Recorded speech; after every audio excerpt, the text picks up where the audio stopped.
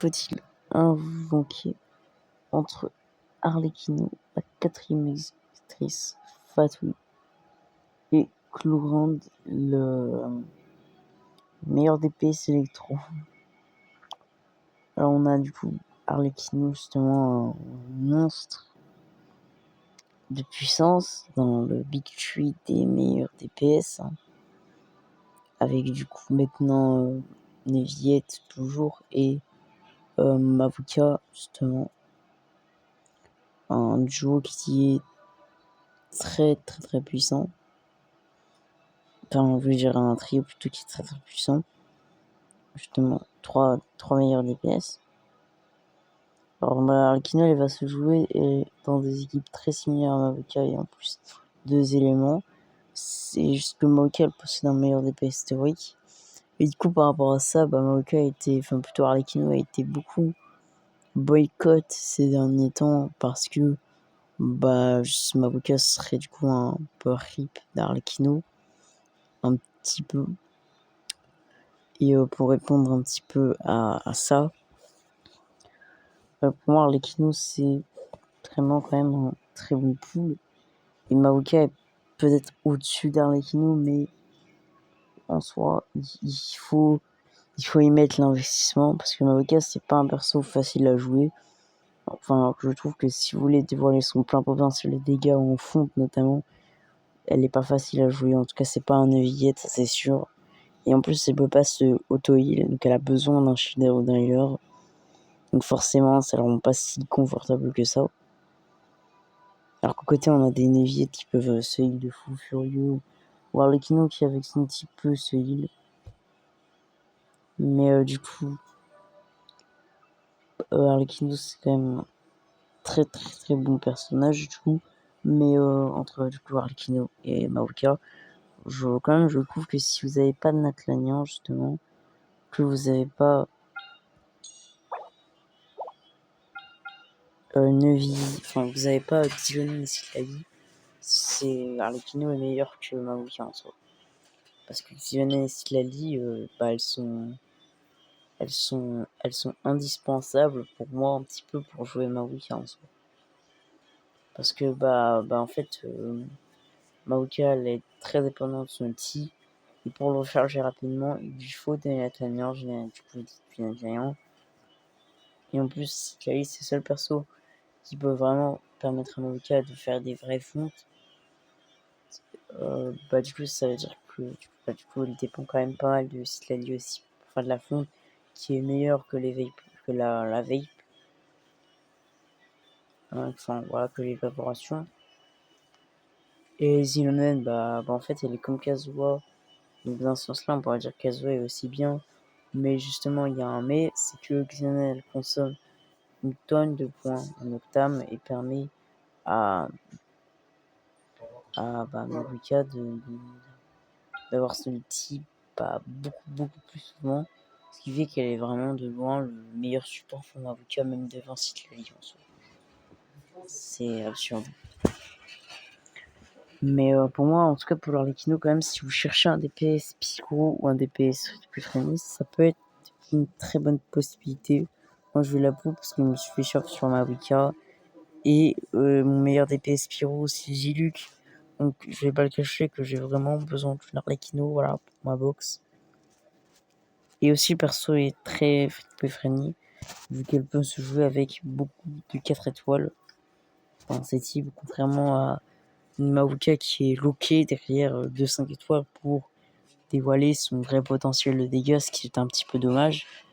Maintenant, les deux ont une signature qui mettent une vitesse aux 4 étoiles, mais je trouve quand même que c'est encore pire de ne pas avoir l'arme signature de Maoka que de ne pas avoir l'arme signature d'Arlecchino, car Arlecchino quand même, disons qu'elle a moins de dégâts burst, je trouve, que Maoka. Alors que Maoka, genre si vous avez l'arme signature, vous allez faire du 1 million de dégâts, par exemple, potentiellement sur le team, et vous allez passer sur du 700k, ce qui est une perte de DPS énorme, c'est 30%, et ça c'est rien que sans compter les attaques chargées. Donc vraiment l'arme signature de Maoka, c'est probablement l'arme signature qui fait la différence du jeu, c'est la Acheron un petit peu de Genshin Impact, si vous n'avez pas l'arme, c'est un peu la merde. Et donc voilà, Arlecchino, elle a une arme qui fait la différence clairement, mais en vrai il existe des alternatives sympathiques comme la lance de jade, comme la pampille blanche qui clairement vont faire le taf. Et aussi là d'ailleurs la bannière Lakido, elle est je pense très très très belle. Chevreuse, c'est un très très très très bon personnage qui synergise très très bien avec Arlecchino. Voilà, c'est parfait même avec Chlorinde. Donc voilà, c'est un perso qui a des teams très méta, justement comme Arlecchino, comme Chlorinde.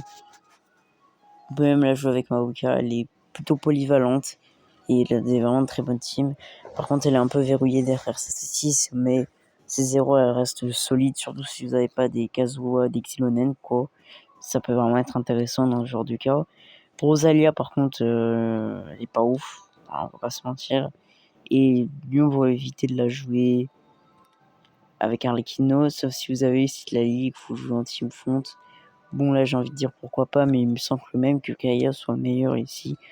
Mais disons que voilà, hein, c'est pas la folie, Rosalia et Lanyan. Bah, elle est un très très très bon personnage, vraiment, qui a quand même beaucoup de choses intéressantes dans son kit. Déjà, elle apporte un bouclier qui est très résistant, pas autant qu'un Jungli, mais quand même plutôt résistant pour un 4 étoiles. Et qui du coup va pouvoir aussi apporter la raise à interruption. Donc c'est parfait pour Arlecchino. Elle va lui permettre de mieux survivre et ça c'est vraiment trop cool. Et surtout, elle peut porter un set broken ainsi qu'une arme broken. Déjà le set vert chasseuse qui baisse de 40% les résistances alimentaires. Et l'arme histoire des chasseurs de dragons qui booste de 48% l'attaque. Donc ouais, c'est énorme, c'est assez broken. Et je pense que c'est le second meilleur shielder pour Maoka en vrai. Meilleur que Zhongli ici, enfin pour Arlecchino en vrai. Le premier étant évidemment Citlali. Parce qu'elle apporte plus de DPS ici que Zhongli, hein, quand même. Je trouve même que vous pouvez sûrement jouer Citlali plus la mienne dans la même team. Même si à celle-là, c'est un peu overkill niveau survie, mais bon. Voilà. Si vous avez rien, ça peut toujours être intéressant. Donc en gros, on a Chevreuse et Lanyan qui sont très bons. On a Rosalia qui est par contre pas fou, mais il y a pire quand même. Donc ça va, on a quand même 2 sur les 3 étoiles qui sont très forts. Donc pour moi, Arlecchino, vous pouvez clairement y aller. Si vous avez pas Maoka, Laini ou Utao, le perso va, je pense, changer votre compte. Parce que c'est vraiment le meilleur DPS Pyro avec Maoka. Elle est incroyable. Si vous avez des dilucs justement en DPS Pyro, voilà, elle va pouvoir bien le port en creep et le remplacer. Ensuite, on va passer à Chlorinde. Chlorinde, c'est un bon personnage, mais qui n'est même pas dans le top 5 des meilleurs DPS du jeu en soi, pour moi en tout cas. Elle est sympathique, mais honnêtement, il y a mieux, sauf dans son élément. Mais par exemple, à l'heure actuelle, si vous n'avez pas Arlecchino, vous voulez un DPS, voilà, vous voulez Arlecchino. Arlecchino est bien meilleure que Chlorinde. Elle fait vraiment beaucoup plus de dégâts. Elle est plus flexible et elle est plus friendly, je trouve. Cependant, Chlorinde, c'est quand même un perso, je trouve, à poule, coup de cœur. Comme une Utao, par exemple, si je devais comparer. Même si c'est pas le même élément. C'est un bon perso, mais juste il y a mieux. En, DPS engagement vital, justement, Arlecchino est fou. Il est que dans son élément où elle est la meilleure option, mais voilà. Et elle est juste, c'est un perso aussi que je trouve polyvalent, mais qui n'excelle en rien. Genre, on a des Neuviettes qui est ultra spé multi-cible et qui détruit tout dans ce domaine. On a Arlecchino Maoka qui sont très spé mono-cible et qui détruit tout dans ce domaine. Alchlorinde, elle se démarque dans aucun des deux domaines. C'est pas un perso exceptionnel en multi-cible et c'est pas une folie non plus en mono-cible. Pour moi, c'est pas le personnage le plus méta. Cependant, la Nienne et Chevreuse synergisent aussi très bien. Et que si Chlorinde quand même, voilà, si vous comptez pas jouer Denro ou alors une team surcharge, disons qu'il n'y a pas vraiment d'autres teams à faire. Justement, pas le personnage le plus flexible, disons. Alors Kino, vous pouvez la jouer en team surcharge, justement, et du coup, c'est la gentille évaporation, fonte, monopyro, etc. Même brûlure, je crois, si vous avez mis. Donc vraiment, il y a des teams à faire avec Arlecchino que vous pouvez pas forcément faire avec Chlorinde, surtout pas la monopyro ou autre. Chlorinde, je vous la conseille pas forcément en termes de méta. C'est juste si vous n'avez pas de DPS, vous avez besoin d'un DPS pyro, vous pouvez Arlecchino et c'est tout. Après, voilà. Cependant, c'est un perso coup de cœur. Après, je sais qu'il y en a beaucoup qui adorent Arlecchino. Donc, après, qui préfèrent Chlorinde à Arlecchino, je ne sais pas. Voilà. Mais je ne pense pas beaucoup quand même. Hein. Ensuite, il y aura la bannière nostalgie que je vais faire un petit peu rapidement. J'ai un peu parlé des persos. Les armes, elles sont tous mauvaises, sauf l'arme étoile polaire et cette arme-là, le coupeur de jade, qui est la meilleure arme du jeu, en tout cas une des meilleures, parce qu'elle donne 40, c'est pas maxé, mais il me semble qu'elle donne plus de, je crois, elle donne 44% de critique au niveau max. C'est cheaté. C'est une arme qui est vraiment très forte. Là, croyez-moi, vous êtes invincible, enfin, vous êtes plutôt, vous pouvez faire beaucoup de dégâts, et vraiment se jouer avec beaucoup de persos. Et en plus, elle donne un boost attaque, donc ça, c'est en fonction de HP. Donc le coupeur de chat, c'est une très bonne arme, voilà, si je devais noter. Sinon, le reste, c'est pas ouf, sauf l'étoile polaire, la limite, qui est sympathique pour la tarta et tout. Là, c'est pour chaîner. Là, c'est des nerfs niche, c'est pas ouf. Hein. La splendeur de l'azur, d'ailleurs, c'est vraiment la pire arme du jeu. Hein. Vraiment, qu'est-ce qu'elle est nulle à chier. Vraiment, fort si vous l'avez. Voilà. Hein. Pour au niveau des persos, Kichi, c'est la pire 5 étoiles du jeu. Ketching, c'est sympathique si vous jouez du Dendro et tout. Mais il y a mieux. En plus, il y a Chlorinde ici, justement, c'est trop. Mais justement, c'est des persos permon. Franchement, juste autant attendre de perdre en 50-50. Hein. Ou les drops sur la perma. Genyu, c'est mid. Voilà, franchement, c'est mid. Voilà, franchement. En plus, si vous adorez le gameplay attaque chargée, je pense que Laini est meilleur. Voilà. Laini est le meilleur DPS attaque chargée du jeu pour moi. Il est clairement meilleur que Genyu. Je trouve même que Shaska est meilleur, mais bon, Shaska, elle, c'est un gameplay particulier, c'est entre attaque chargée. C'est un gameplay un peu bizarre, Shaska, mais disons que si vous n'avez pas envie que ce soit difficile à jouer, mais quand même avoir un gameplay un petit peu visé et tout, là, carrément, Shaska, ça pourrait être un meilleur compromis aussi que Genyu. Justement, dans la grande de Shaska. On a Xiao, justement. Alors, Xiao, c'est un perso qui dépend un petit peu de l'investissement que vous lui mettez. Mais si vous avez un Xiao très investi, avec par exemple une arme 5 étoiles, comme le bâton de Homa ou son arme de signature, plus Faruzan C6, plus Souffle Nuage, plus Furina, plus même peut-être la C2 de Souffle Nuage, plus même la C2 de Furina, quand il n'a pas besoin de ces constellations, vous avez un très bon perso qui en mono-cible est très bon et qui en multi-cible est vraiment très fort. Est-ce que c'est le meilleur DPS à Nemo à l'heure actuelle? C'est compliqué. Pour moi, il est définitivement meilleur que Nomad. Clairement, depuis Souffle Nuage. Pour Shaska, ça dépendra du domaine. Mais je trouve qu'en multi-cible, Xiao est meilleur que Shaska. Voilà. Mais qu'en mono-cible, Shaska pourrait avoir un avantage. Mais quand même, Xiao est plus polyvalent que Shaska, je trouve, enfin, plus au niveau des situations. Parce que Shaska en mono-cible, en multi-cible, c'est catastrophique, je trouve. Alors qu'en mono-cible, c'est déjà mieux, même s'il y a mieux, même dans ce domaine-là. Donc, Xiao, en vrai, voilà, ça, c'est peut-être la référence du DPS à Nemo. En vrai, il y a débat avec Shaska, mais bon, si vous avez cette team premium, c'est vraiment un très bon perso. Tarta, lui, c'est un perso de speedrunner. Je trouve, comme moi, Lani. Si vous jouez en speedrun, le perso il sera très bon. Et si vous jouez pas en speedrun, le perso il sera un peu mid, je trouve. Voilà, c'est un perso qui demande l'investissement.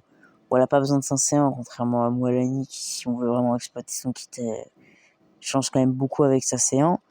Mais quand même, Tarta, je trouve que voilà, c'est un perso très très difficile à jouer, qui demande beaucoup d'investissement, que je comparais à une Mualani, mais on est encore pire parce que Mualani, au moins, c'est pas le perso le plus simple à jouer, enfin, c'est pas aussi bien joué que Neuvillette ou Arlecchino, mais c'est déjà plus simple à jouer que Tartaglia. Donc si vous voulez un perso speedrun, je trouve que mieux vaut liser sur Mualani en l'occurrence. Et si vous voulez un DPS hydro, alors dans ce cas, vous voulez aucun des deux et juste potentiellement attendre un troisième rerun de Neuvillette s'il revient un moment. S'il va pas revenir avant longtemps, je pense. Ensuite, pour finir, on a Shen E, le personnage le plus... Enfin, bientôt pour finir, il en reste encore un dernier après, mais du coup, Shen E qui est le personnage le plus rare de Genshin Impact, et je ne pèse pas mes mots. Croyez-moi, le perso, il a pris... J'ai même pas envie d'en parler, mais dites-vous à Sumeru, le perso, il a fait un rerun, et après, Mio, voilà quoi, Mio et les personnages Cryo, c'est une longue histoire de haine, hein, je crois. Parce que vraiment, ils ont un problème avec l'élément cryo. Pour moi, si vous l'aimez, clairement, n'hésitez pas à la poule. Voilà, mais parce que je peux comprendre, franchement, le perso, c'est scandaleux, hein, vraiment, mais en termes de méta, je vous la conseille pas forcément. Mais d'un côté, si vous avez attendu 2 ans, honnêtement, je pense que c'est plus de 2 ans, je crois même. Je pense que c'est impossible de vous convaincre, hein, parce que voilà. Mais juste sachez que c'est le personnage le plus rare de Genshin Impact, hein. Donc si vous l'avez, et que vous êtes un collectionneur, vous serez content parce qu'elle revient jamais en revenant. Vraiment, Yover, c'est des persos cryo, c'est scandaleux. Et on a Beishu qui est pas très intéressant, je trouve. Déjà, il est Dendro, l'élément Dendro, même si j'adore cet élément, je trouve qu'en ce moment, il est un peu sur la descente parce que, genre, les 3 meilleurs DPS du jeu, ils sont pas Dendro. Arlecchino, c'est Pyro. Maoika, c'est encore Pyro. Et Neuvillette, c'est Hydro. Alors autant avant il y avait Aleitam qui était dans le top 3, mais maintenant il s'est fait du coup surclasser par Mavuka, Arlecchino, Neuvillette justement. Et donc c'est compliqué, l'élément de droit en ce moment, il traverse une période difficile, vraiment, et ça va être compliqué de se relever je pense. Et Beishu lui, il a pris cher ces derniers temps parce qu'avant il était utilisé beaucoup avec Neuvillette, mais depuis on a eu Xilonen qui s'est clairement imposé avec Neuvillette. Et du coup, la nouvelle meilleure team de Neuvillette depuis la 5.1, c'est Neuvillette, Kazuha, Xilonen et Furina. Et Neuvillette, vu qu'il a même pas besoin de heal, du coup, il sert pas à grand chose ici Beishu. Et on perd vraiment du DPS si on fait remplacer par Xilonen. Parce que Xilonen, elle est trop fort avec Neuvillette. Et en plus, Neuvillette, il a pas besoin de healer avec Furina, vu que, justement, il se overheal. Pour moi, Beishu, c'est pas un grand intérêt. Voilà. Moi, c'est aussi un perso de cœur. Mais voilà. Pour la bannière nostalgie, il n'y a aucun perso qui est vraiment intéressant à le chercher. Sauf à la limite Xiao. Si vous avez Xiangyun plus Farozan C6 plus Furina, il peut avoir un intérêt, je trouve. Mais sinon, non. Et du coup, voilà. Pour moi, dans la bannière nostalgie, la dernière priorité, ce serait Chi-Chi. Ensuite, Keqing. Puis Genyu. Puis Shen-E. Puis Beishu. Puis Tarta. Puis Xiao. Et après, je dirais Chlorinde. Et en premier, évidemment, sans trop de difficulté, Arlecchino. En tout cas, bonne chance pour vos invocations. Sachez qu'on aura 2 multis offerts et que moi, je vais bien les utiliser sur ces 2 multis sur le portail de Arlecchino pour enfin avoir un vrai DPS Pyro parce que Diluc, c'est pas fou. Ciao.